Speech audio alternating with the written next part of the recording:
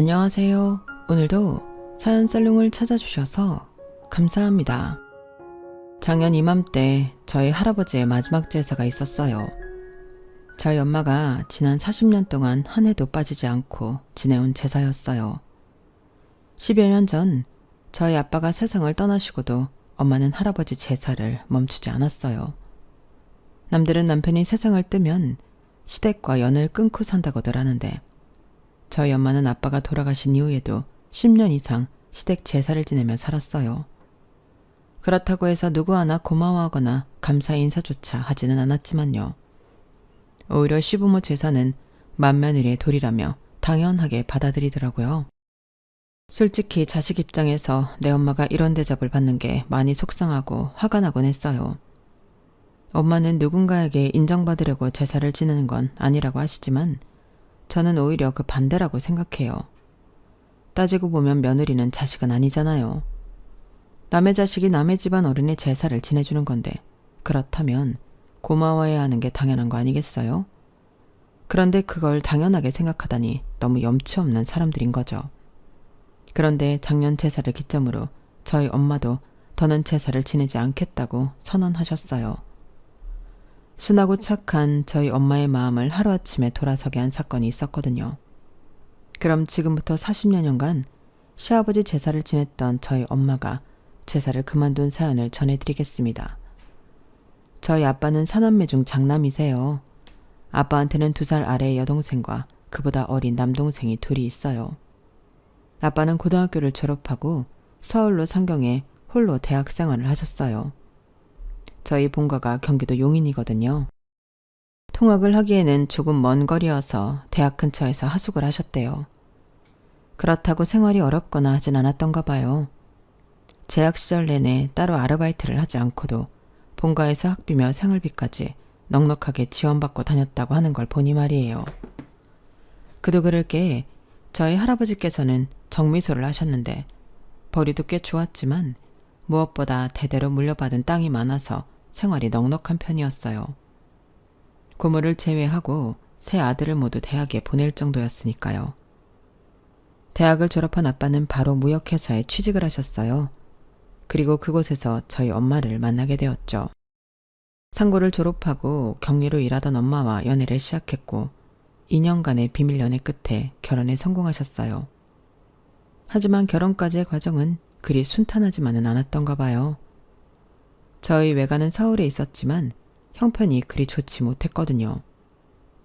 공부를 잘했던 엄마가 대학 진학을 포기하고 상고에 진학해 취업한 것도 가정 형편 때문이었어요. 그래서 저희 부모님이 결혼을 하겠다고 했을 때 친가에서는 반대가 심했다더라고요. 특히 친할머니가요. 꼭 대학 나온 며느리를 바랐던 건 아니지만 그래도 집안이 어느 정도 사는 집이길 바랐던 모양이에요. 이런 바람과 달리 저희 외가는 서울에서도 가난한 축에 속했어요.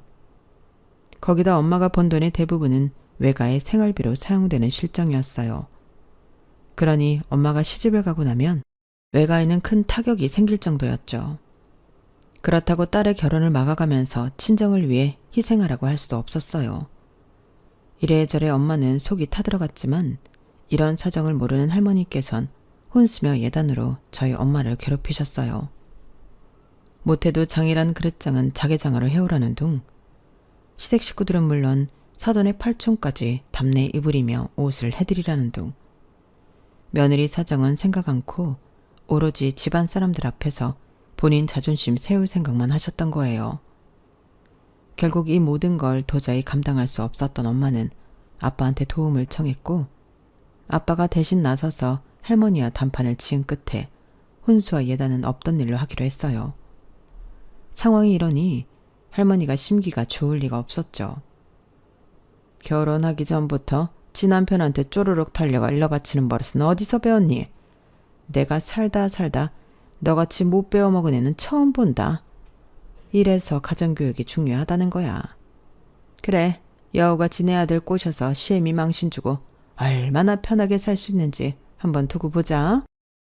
안 그래도 저희 엄마한테 감정이 안 좋던 할머니는 이번 일로 속으로 칼을 가셨어요. 하나만 걸리면 그걸로 가만 안 두겠다는 식으로요. 그리고는 끝내 치졸한 방법을 쓰셨어요. 어머님, 혹시 제가 졸업한 학교에 다녀오셨어요? 그래, 그게 뭐 어쨌다고 그러니? 네가 하도 공부 잘했다고 하길래 그 말이 맞긴 한 건지 확인차 가봤자. 자식은 엄마 머리 담는다고 안 하든? 그러니 며느리가 어느 정도 머리가 있는지 알아보는 건 당연한 거 아니겠어? 왜? 이번에도 우리 상훈이한테 쭈루룩 달려가 일러 바칠 거니? 할머니는 저희 엄마가 졸업한 고등학교에 찾아가 기어이 성적표까지 확인하신 거예요. 저희 엄마를 아끼셨던 고3 때 담임선생님이 연락을 해주셔서 엄마가 그 사실을 알게 되었고요. 정말 황당한 일이 아닐 수 없었죠. 그런데 할머니는 그런 짓을 벌이고도 당당하기만 했어요. 요즘 세상에 시어머니가 며느리 몰래 성적표를 떼어본다면 몰상식한 시어머니로 인터넷 기사에도 났을 거예요. 하지만 그 당시에는 시어머니들의 만행이 정말 도를 지나치던 시절이었던 탓에 저희 할머니의 이런 행동은 좀 유별날 시어머니 정도로만 치부될 뿐이었죠. 저희 할머니가 이렇게 저희 엄마를 못마땅히 했던 데는 사실 다른 이유가 있었어요. 아빠가 엄마랑 사귀기도 전부터 이미 할머니는 아빠의 결혼 상대를 점 찍어 놓은 상태였던 거예요. 할머니가 생각해 두었던 며느리감은 본가 근처에 있는 국민학교 선생으로 아빠와는 한 동네에서 나고 자란 여자였어요. 직업 자체가 당시 시부모가 원하는 최고의 며느리 직업이기도 했지만 그 외에도 이유가 있었는데 그건 바로 그분이 교육자 집안 딸이라는 거였어요. 저희 본가는 돈 있는 지방 유지였지만 남들 앞에 내세울 집안 배경은 없었거든요. 그래서 며느리 집안 배경을 끌어다 일종의 신분 세탁을 하려고 했던 거였어요. 물론 그런 할머니의 계획은 아빠의 고집으로 수포로 돌아갔지만요. 그럼에도 끝까지 포기할 수 없었던 할머니는 저희 엄마가 인사를 간 그날부터 결혼식을 올린 이유까지도 사사건건 비교하기 시작하셨어요. 나중에서야 엄마가 그러시는데 할머니의 그런 행동이 엄마를 많이 위축시키고 불안하게 만들었다고 하더라고요. 언제고 자신을 몰아내고 당신이 원하는 며느리감을 드릴지 모른다는 생각 때문이었죠. 하지만 엄마의 걱정은 현실이 되지 못했어요. 저희 부모님이 결혼식을 올리고 1년 반쯤 뒤 할머니께서 그토록 바라시던 며느리감이 결혼을 했거든요. 그제 할머니는 교사 며느리에 대한 미련을 버리셨어요. 며느리를 바꾸겠다는 바람은 수포로 돌아갔지만 그렇다고 해서 저희 엄마를 온전히 며느리로 받아들였던 것도 아니었어요. 그런 마음이 있는 분이라면 저희 엄마 면전에 대놓고 그렇게 무시하지는 않았을 테니까요. 그것도 저희 엄마의 아킬레스건인 친정을 들춰가면서 말이에요. 고기도 먹어본 놈이 먹는다고 네가 이런 고급 요리를 먹어봤어야 맛을 알지. 간은 내가 알아서 볼 테니까 넌 가서 설거지나 해라. 이래서 며느리도 있는 집에서 들여야 하는 건데 쥐뿔도 없는 집에서 자랐으니 뭘 제대로 먹어보길 했나. 물건 보는 안목이 있길 하나. 하여간에 마음에 드는 구석이 하나도 없다니까. 아무리 마음에 안 차는 며느리라고 해도 그렇지. 면전에 대놓고 사람을 무시하는 건 너무하잖아요. 그런데 저희 할머니는 그런 거에 대해 조금도 개의치 않는 사람이었어요. 언니와 저는 자라는 동안 이런 할머니 때문에 엄마가 속상해하는 모습을 보며 살아야만 했어요. 그러니 당연히 친할머니를 싫어할 수밖에요. 물론 저희 할머니도 저희 자매한테 애정이 없긴 마찬가지였어요. 할머니는 아들 선호 사상이 팽배한 분이었거든요. 남들 다 낳은 아들 하나 낳는 게 그리 힘든 거냐? 남의 집 맏며느리로 들어왔으면 도리는 다 해야 할 거 아니야. 남의 집 대를 끌어놓을 게 아니라면 딴 생각 말고 아들 낳을 생각부터 해. 그런데 참 웃기죠. 그렇게 며느리 도리를 운운하며 저희 엄마를 괴롭히던 할머니가 정작 당신은 아내의 도리를 내팽개 치신 거예요. 제가 태어나고 반년 뒤 할아버지께서 세상을 떠나셨는데 할머니는 이듬해 첫 제사 때부터 할아버지 제사를 저희 엄마한테 떠넘기셨어요. 앞으로 네 시아버지 제사는 네 집에서 지내도록 해라. 장남이랑 결혼했을 때 그 정도 각오는 했을 거 아니니? 하지만 어머님, 저는 아직 제사를 지내본 적이 없는걸요. 누구는 뭐 뱃속에서부터 배우고 나온다니? 다들 배워가면서 하는 거지. 그럼 며느리 두고 나이 든 시애미가 남편 제사까지 지내야겠니? 맏며느리가 뭐니? 이 집의 대소사는 알아서 해야 하는 자리가 맏며느리 자리야. 대도 못 이은 주제에 뭘 잘났다고 편히 살 생각만 하고 있어? 잔말 말고 정성껏 제사 지낼 생각이나 해. 태어나서 지금까지 제사라고는 지내본 적도 없고 구경도 해본 적 없던 엄마는 하루아침에 시아버지 제사를 떠안게 되었어요. 아빠는 어차피 나중에 물려받을 제사니까 조금 일찍 시작한다 생각하자고 엄마를 설득했어요. 제수씨도 있고 해수기도 있으니까 다 같이 모여서 지내면 수월할 거야. 어차피 물려받을 제사 조금 미리 받았다고 생각하자. 그때까지만 해도 아빠는 그리 대수롭지 않게 생각했어요. 형제가 사남매나 되는데 어디 일할 사람 없겠냐고 생각하셨던 거죠. 그런데 막상 제사를 지내다 보니 모든 게 엄마 몫으로 떠넘겨진다는 걸 알게 되었어요. 작은엄마는 일을 핑계로 제사상을 다 차려놓으면 와서 밥만 먹고 가는 정도였고, 둘째 작은엄마는 종교상의 이유로 아예 제사에 참여하지 않았어요. 거기다 고모는 자신은 출가 외인이라서 친정 제사에 갈 이유가 없다고 했고, 작은아빠들도 초반에만 몇 번 제사에 참여했을 뿐 이후에는 바쁘다는 핑계로 코빼기도 보이지 않았어요. 자기 부모의 제사 날짜도 기억 못하는 사람들이니 말 다 했죠 뭐. 그럼 할머니는 어땠냐고요? 네 시아버지가 살아생전에 날 좀 힘들게 했니? 툭 하면 여자 문제로 사람 속을 썩이고 술 좀 그만 마시라고 하는데도 그렇게 퍼마시다가 결국엔 그리 가버린 거 아니니? 난 아주 그놈의 영감탱이라면 지긋지긋하다. 그런데 죽은 영감 제사까지 챙겨야겠니? 나 싫다. 그냥 니들끼리 해라. 온 가족이 마치 짝이라도 한 것처럼 할아버지 제사는 저희 집에 떠넘기고 나몰라라 했어요. 사실 그때까지만 해도 그렇게 시작된 제사를 40년이나 지내게 될 줄은 몰랐어요. 처음 제사를 시작했을 때 엄마는 제사상에 올려야 할 종류와 올려서는 안 되는 종류를 책으로 배우고 그 맛을 내기까지 꽤 오랜 시간이 걸렸어요. 옆에서 가르쳐주는 사람도 없고 도와주는 사람도 없었으니까요. 엄마의 이런 노력과는 상관없이 할아버지 자식인 작은아빠들과 고모는 제사에 관심도 없었어요.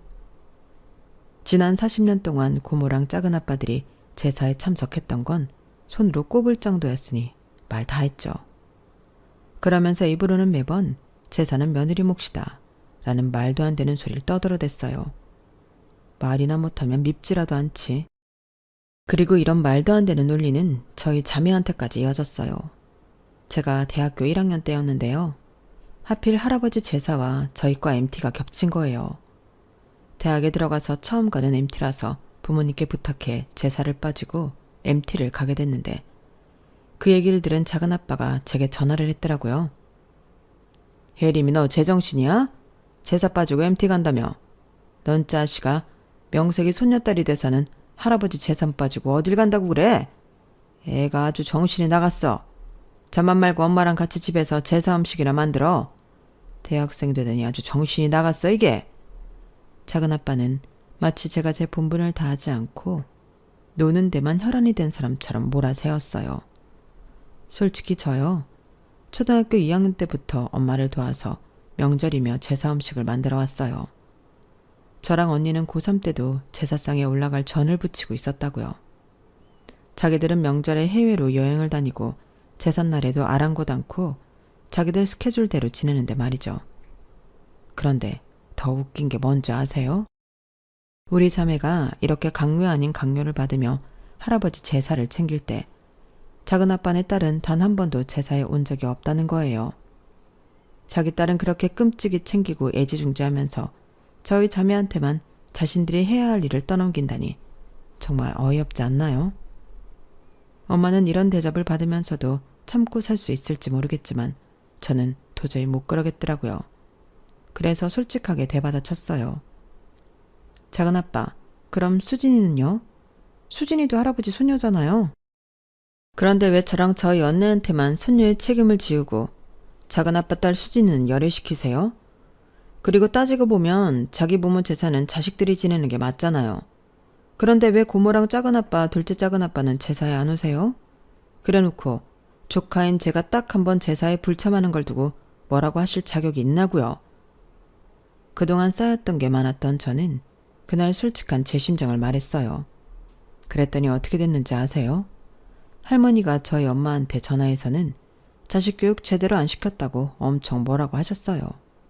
어디 할머니뿐인가요? 둘째 작은 아빠랑 고모까지 전화해서는 난리를 치더라고요.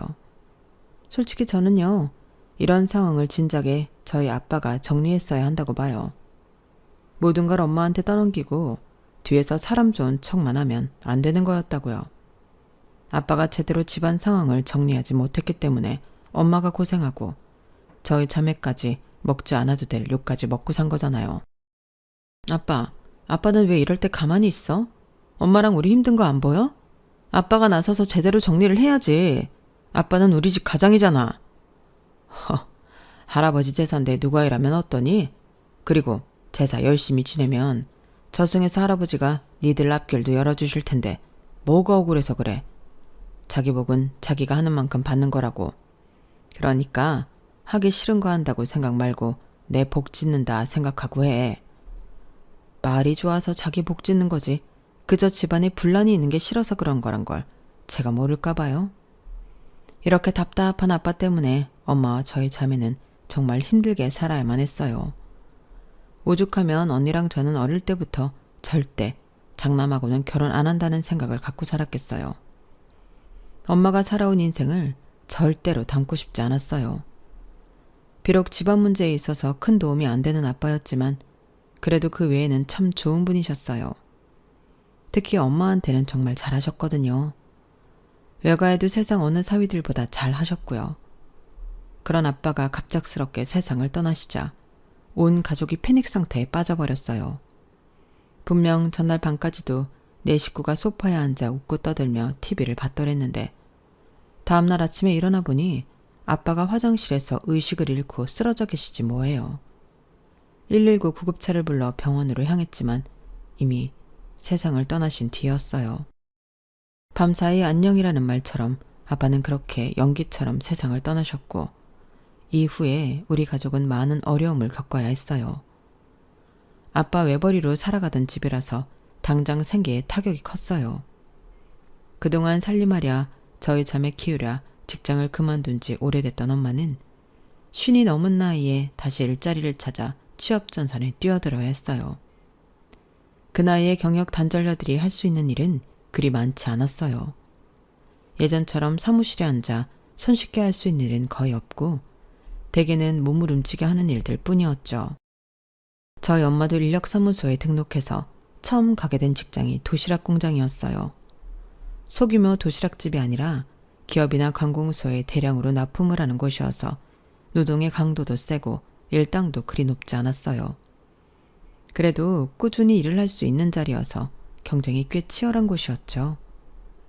저희 엄마도 전임자가 다리를 다치는 바람에 임시로 열흘 정도 일을 할 수 있었던 거였죠.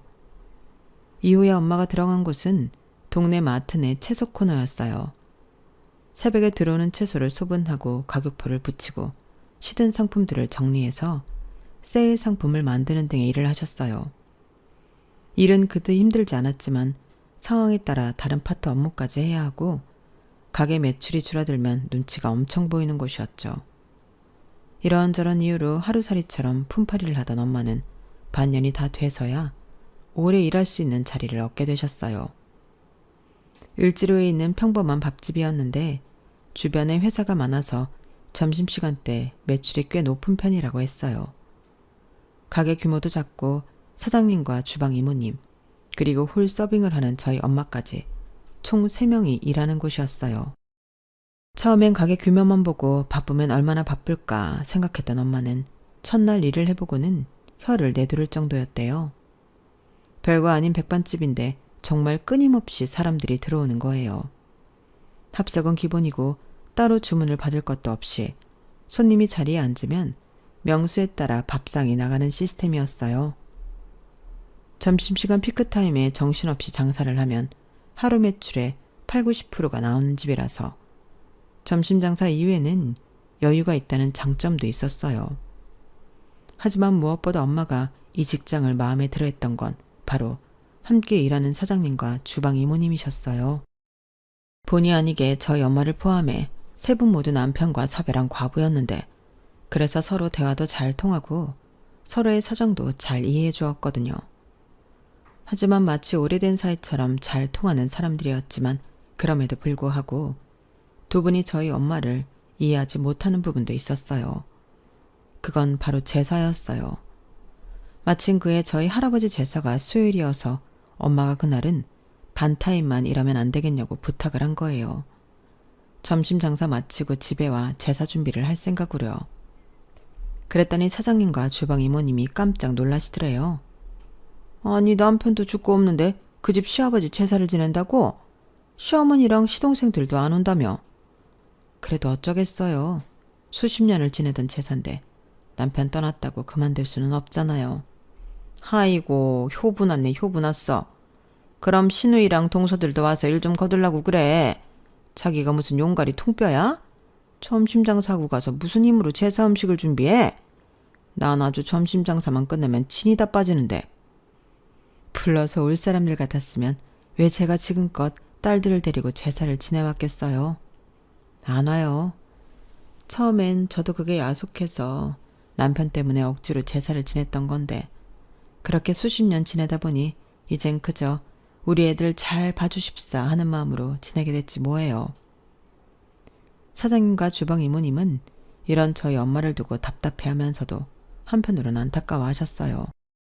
자기네 시댁 얘기를 들어보니 그렇게 공들일 사람들이 아닌 것 같은데 참.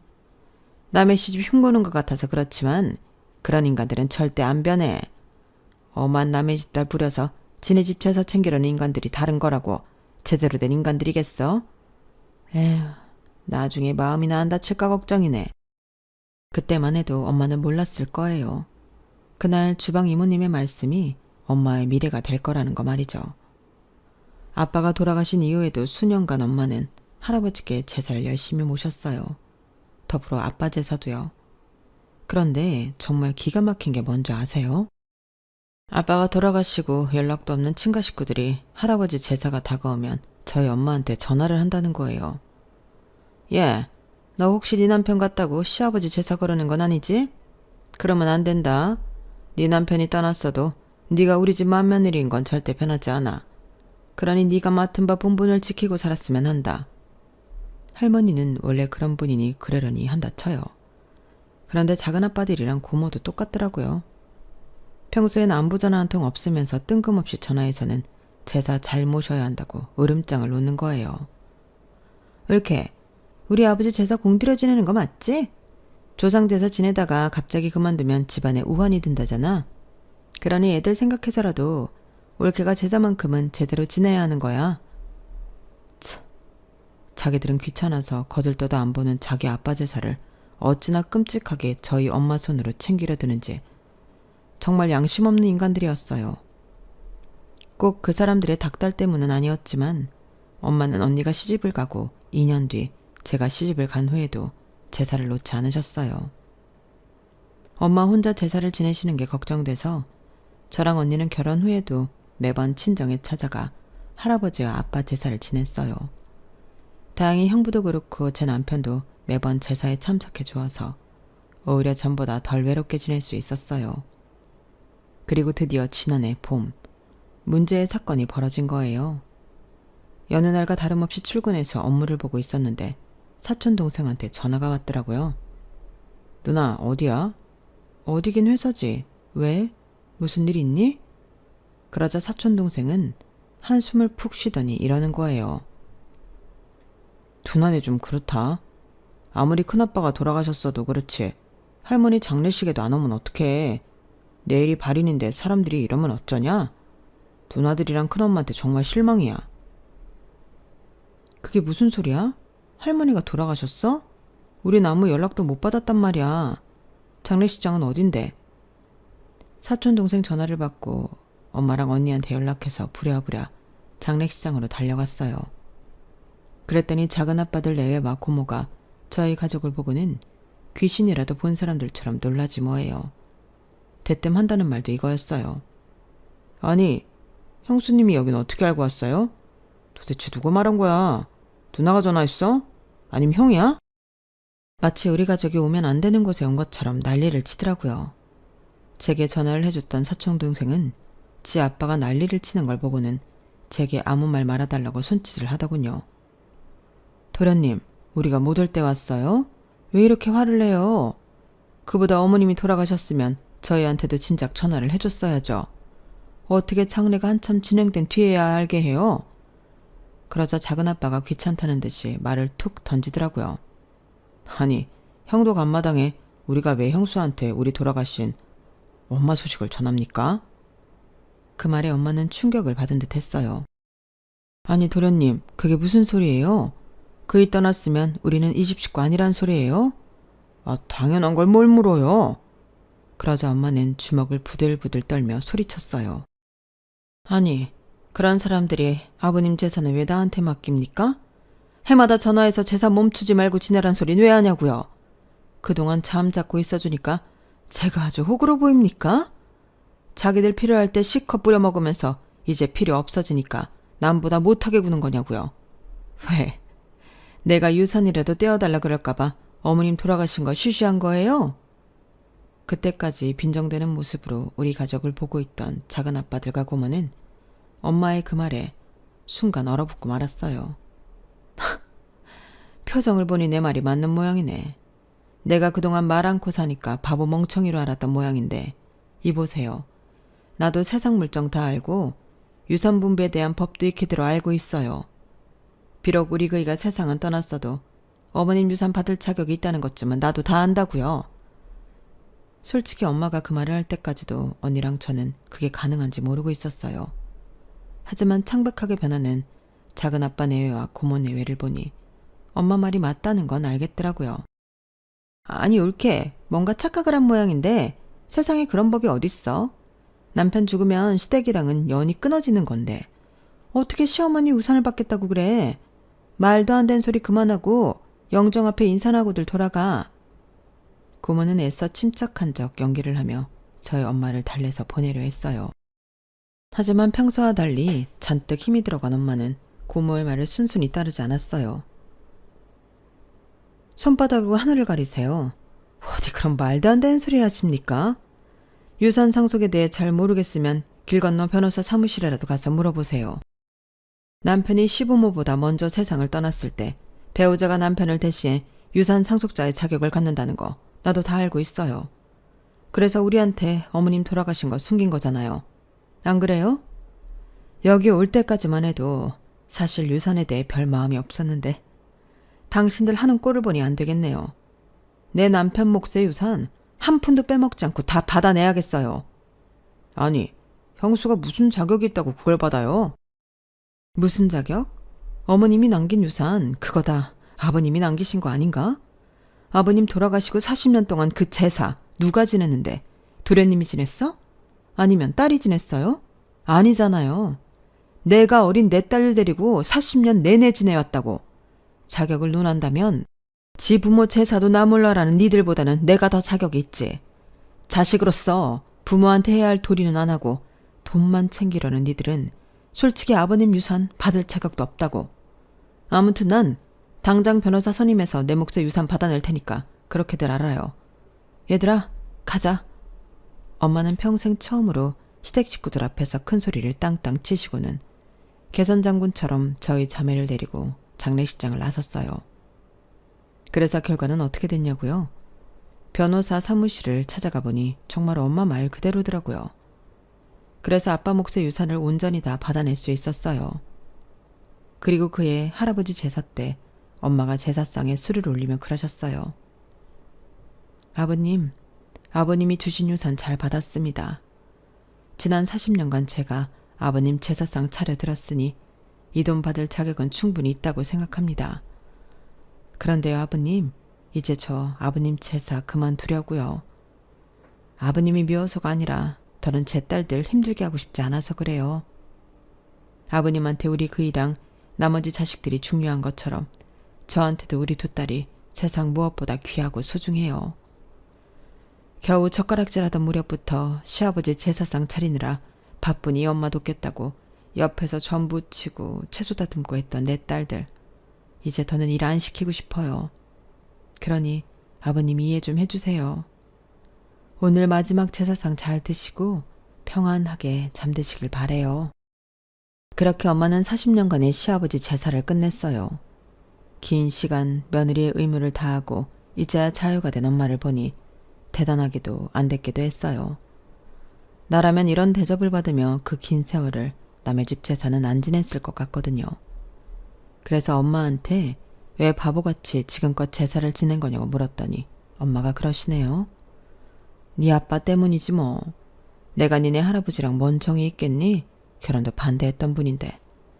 그래도 네 아빠가 내 친정아빠 제사 때마다 자기 부모 제사 모시듯 정성을 다해 모시지 않았니? 받은 게 있으면 주는 것도 있어야 한다고 나도 네 아빠한테 보답을 한 거지 뭐. 그게 이렇게 길어질 줄은 몰랐지만 말이야. 그래도 그 덕에 5억이 넘는 유산을 받았으니 나름 괜찮은 것 같긴 해. 1년에 한 번 제사상 차리고 40년간 5억 벌었으면 많이 번 거잖니? 엄마가 그래도 그 힘든 세월을 이렇게 유쾌하게 받아들이시니 다행이다 싶었어요. 그런데 여기서 저는 궁금증이 생기더라고요. 엄마, 근데 유산 분배에 대해 어떻게 그렇게 잘 알아? 나도 언니도 몰랐던 건데 말이야. 그러자 엄마가 피식 웃으시더니 그러시는 거예요. 실은 가게에서 점심 장사 끝내고 멸치 똥 따면서 듣는 방송이 있거든. 우리 가게 사장이 자주 듣는 유튜브 채널인데 거기에 이런저런 사연이 나오는 거야. 그걸 들으면서 셋이서 울고 웃고 화도 내다 보니까 남의 일 같지만은 않더라고. 그런데 하루는 나랑 상황이 비슷한 여자 사연이 나오더라고. 남편 죽은 지 얼마 안 됐는데 시댁에서 재혼시키려고 그 난리를 치더라는 거야. 알고 봤더니 시부모 유산 안 주려고 그런 거였다더라. 그때 그 사연 듣고 알았어. 남편이 시부모보다 먼저 세상을 떠났을 때 그 배우자가 유산 상속 자격을 갖게 된다는 걸. 우리 가게 사장이 나 유산 상속 받은 걸 듣고 자기한테 한턱 쏘라고 그러더라. 그 사연 자기 덕분에 들은 거 아니냐면서. 그래서 내가 한우로 쏘기로 했지 뭐. 그때 엄마가 사연을 들었던 채널이 바로 여기였어요. 그래서 이렇게 저희 집 사연도 보내게 되었답니다. 혹시 모르잖아요. 지금 제 사연을 듣고 저희 가족이 그랬던 것처럼 도움을 받게 될 분이 생길지도요. 그런 의미에서 저도 구독 버튼 꾹 누르고 갑니다. 지금까지 제 사연을 들어주셔서 감사합니다. 여러분들도 항상 밝고 행복하시길 바랍니다. 여러분, 사연 댓글에 응원과 현명한 조언 부탁드려요. 좋아요와 구독은 저에게 큰 힘이 됩니다. 오늘도 좋은 하루 되세요.